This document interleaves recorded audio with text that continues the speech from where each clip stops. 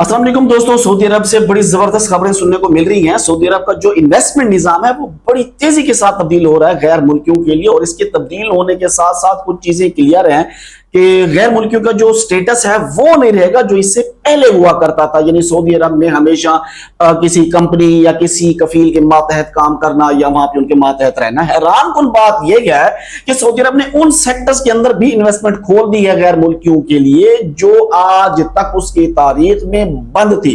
कोई गैर मुल्की वहां पर इन्वेस्टमेंट नहीं कर सकता था। अब इस इन्वेस्टमेंट के बाद एक तो यहाँ पे सेटल होने का मौका मिलेगा गैर मुल्कियों को, और दूसरा उस स्टेटस के साथ मौका मिलेगा सेटल होने का कि जो एक बड़ा एक आजादाना होगा, जिसमें जो किसी की मातहती या किसी के डिपेंड करना ये चीज नहीं होगी, मुकम्मल आजाद होगा।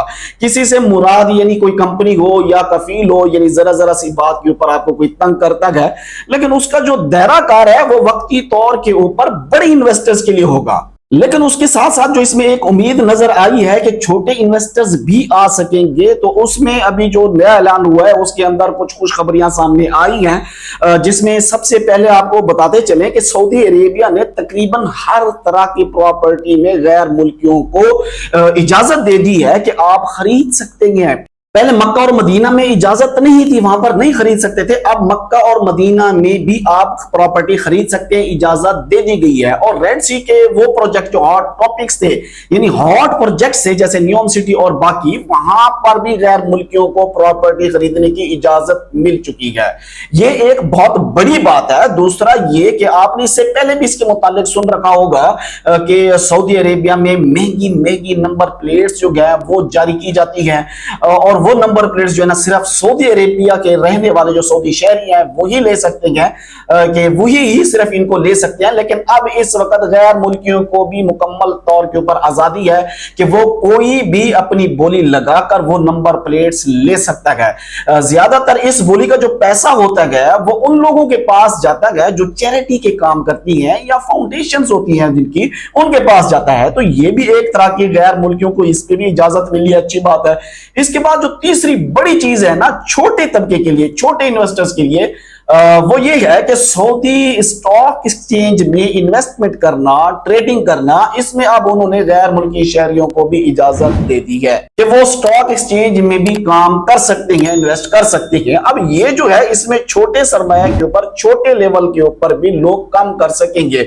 इनिशियली ये काम तो सारे के सारे किए गए हैं बड़े इन्वेस्टर्स के लिए, उनको खींचने के लिए, सऊदी अरब में इन्वेस्टमेंट और पैसा लाने के लिए। लेकिन आगे चल के जहरी बात है कि सिर्फ बड़े इन्वेस्टर्स को ही टारगेट नहीं करेंगे, छोटे इन्वेस्टर्स को भी टारगेट करेंगे। और उसके ऊपर सऊदी अरेबिया एक मखसूस इन्वेस्टमेंट के ऊपर यूएई हो गया, तुर्की हो गया, ये यूरोप के दीगर मुल्कों की तरह एक ऐसा स्टेटस देगा गैर मुल्कियों को जो गैर मुल्की शायद कई सालों से ये इंतजार कर रहे थे कि हम इन्वेस्टमेंट के ऊपर एक ऐसा स्टेटस सऊदी अरब में हासिल कर लें जो मुकम्मल तौर पर आजादाना हो।